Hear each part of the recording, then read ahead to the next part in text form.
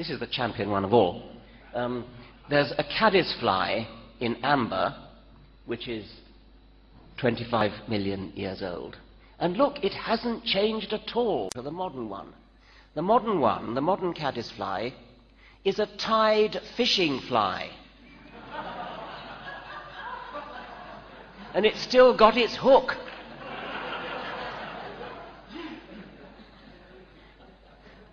Now, you might put that down to not just ignorance, but sort of carelessness.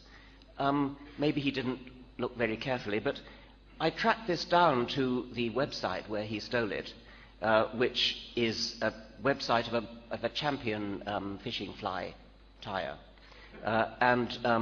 There it is. And you'll notice that the background, you see that sort of grey bit in the background? He's cut it out. He must have worked for a long time in Photoshop on this picture. And he still didn't spot that hook. Or else maybe he thinks that caddisflies really do have hooks.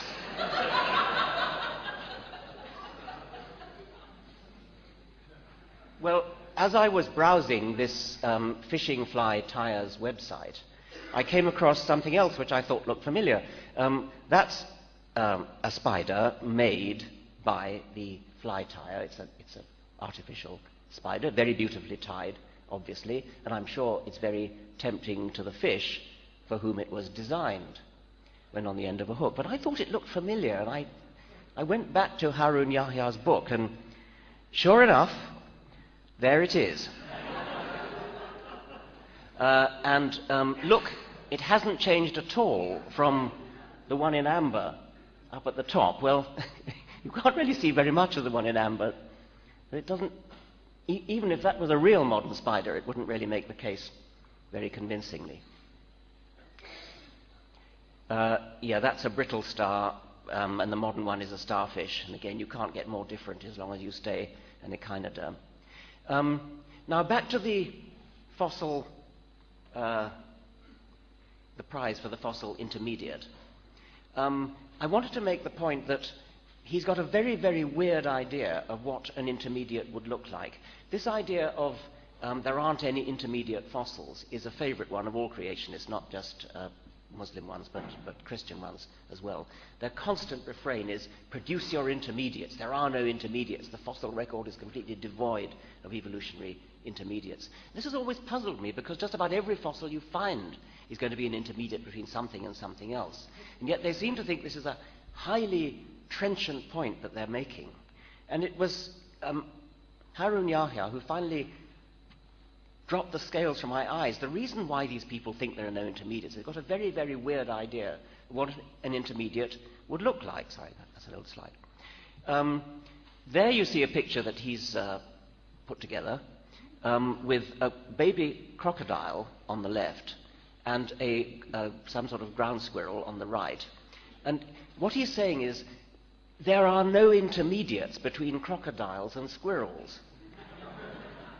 Well, you know, why would you expect an intermediate? There exists no transitional form.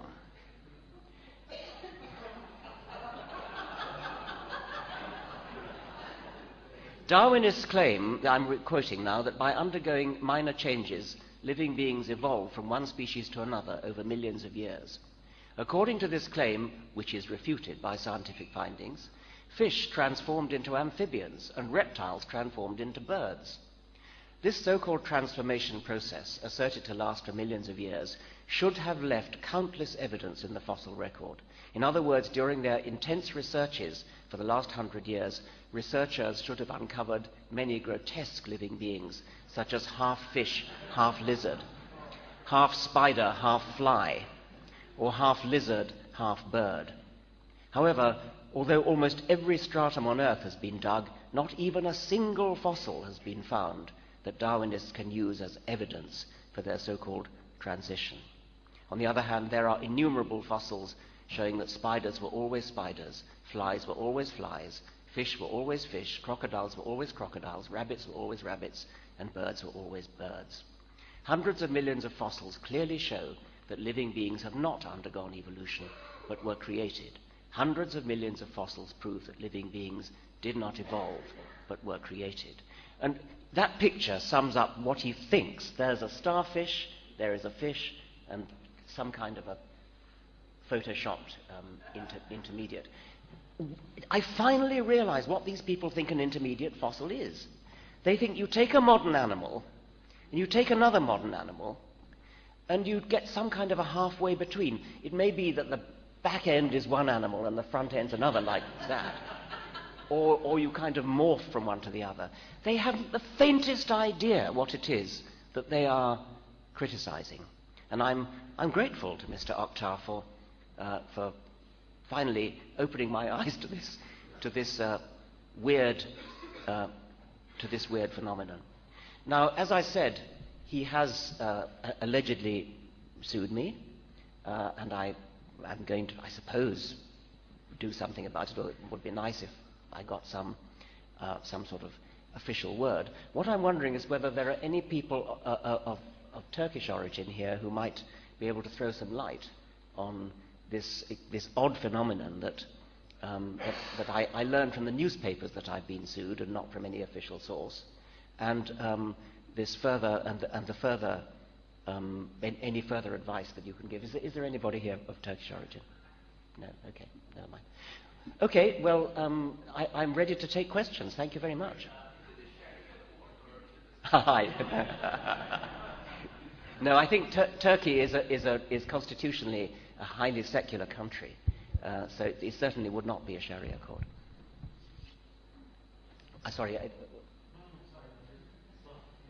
Oh, right. Okay. Any questions? Yeah. Have we got to have a microphone, have we?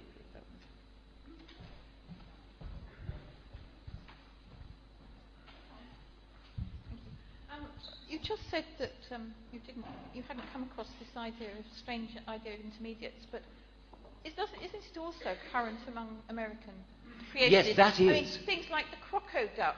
Yes, that is. Yes. There are American Christian creationists who will say, "Show me a crocoduck," or "Show me a fronkey," an intermediate between a frog and a monkey. When you think about it, it's no wonder they think that it's difficult to find intermediates. Any more questions there?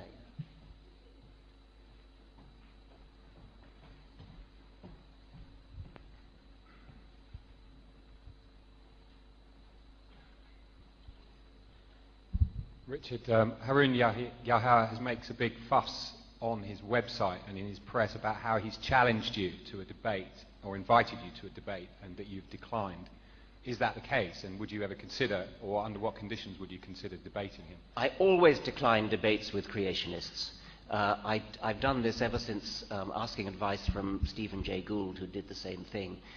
If you agree to have a debate with them, what you're doing is giving them legitimacy. You're saying there is a serious scientific matter to discuss. Here we are sitting on a platform. It gets even worse when you have the elaborate legalistic rules of debate. You have 20 minutes for the proposition, 20 minutes for the opposition, 5 minutes to reply, 5 minutes to reply. It all creates the illusion that there is some real issue to debate. I hope that I've shown you from these just half dozen slides that the debate would be simply ridiculous. I mean, this man doesn't know anything about zoology. He doesn't know anything about biology. He knows nothing about the evolution that he is attempting to refute. He's a complete and utter ignoramus.